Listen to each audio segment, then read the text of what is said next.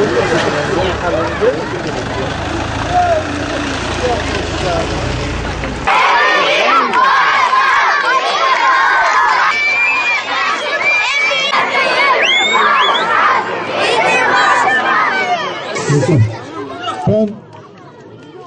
elhamdülillah diyorum ki ne güzel isabetli bir iş yapmışız. Biz 17 tane park açtık. Mesire alanları açtık. Ama bu coşkuyu, bu güzelliği diğer parklarda görmedik. Ama demek ki o kadar elzem bu mahallenin parka ihtiyacı varmış ki bu çocuklar susamış. Bu çocukların coşkusu parka, oyun alanlarına olan özlemleri, bugün bize göstermiş oldukları bu sevgi, bu sevgi, bu güzellik demek ki büyük bir ihtiyaç vardı. Elhamdülillah bugün bizler hem bu mahalleye hem Bitlis'e ve çocuklarımıza hizmet ediyoruz. Bu çocuklar bizim geleceğimiz. İşte bu parkta, bu parkın başka bir anlamı var. AK Parti belediyecilik anlayışının önemli vizyonlarından biri. Sayın Belediye Başkanımıza konuşmalarından dolayı teşekkür ediyoruz. Ve bu arada çocuklara olan bu yaklaşımından, çocuklara yapmış olduğu parklardan dolayı 4,5 sene evvel söz verip yaptığı icraatlardan dolayı ben kendisini tebrik ediyorum. Biz çok siyasetçi, çok belediye başkanı gördük. Seçim döneminde söz verip daha sonraki seçimde tekrar hatırlamadığı sözleri biliyoruz. Ama elhamdülillah değerli belediye başkanımız Fehmi Alargın ve 4,5 sene önce vermiş olduğu sözleri tek tek yerine getiriyor. Her mahalleye bir park sözü vermişti. Elhamdülillah yerine getirdi ve eksik olan bir Zeydan mahallemiz vardı. O da yerine geldi. Tabii bugün sizin görmediğiniz çok okul yapıyoruz.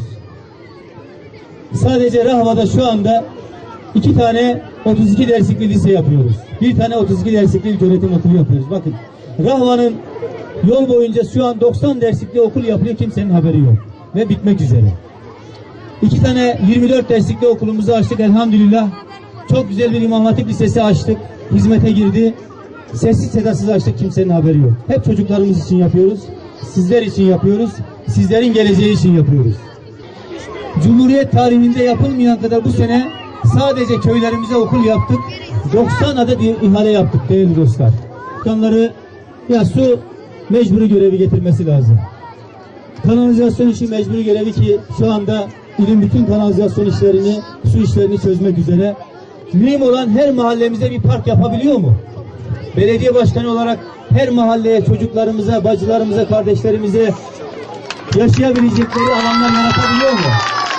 Mesire alanları yapabiliyor mu? Asıl olan sosyal belediyecilik bu. Sosyal belediyecilikteki duyarlılığı ve sürdürülebilir yatırımlarla vatandaşlarımızı kucakladığı için kendisini gerçekten tebrik ediyorum. Ayrıca sizler adına kendisine teşekkür ediyorum. Konuşmaları, bakışları, gülümsemeleri ve alkışları bizim bu yapılan hizmetlerde hepimizin motivasyonu oluyor. Bir bakıma gazı, bir bakıma sevinci oluyor. O bakımdan gerçekten ben de bugün bu sizin sevincinizi paylaşıyorum. Parkımız hayırlı olsun. Allah kaza bela vermesin. Başkanlardır abi. Benim başkanlar burada. Yarın akşam geldiler mi yana?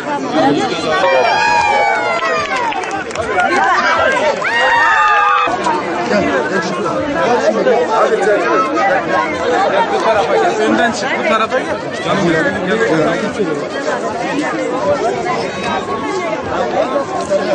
Hangi hastane? Hayat hastanesi. Orada 2 ayda bebek tedavi yer vermeler ona işte yer yoktu.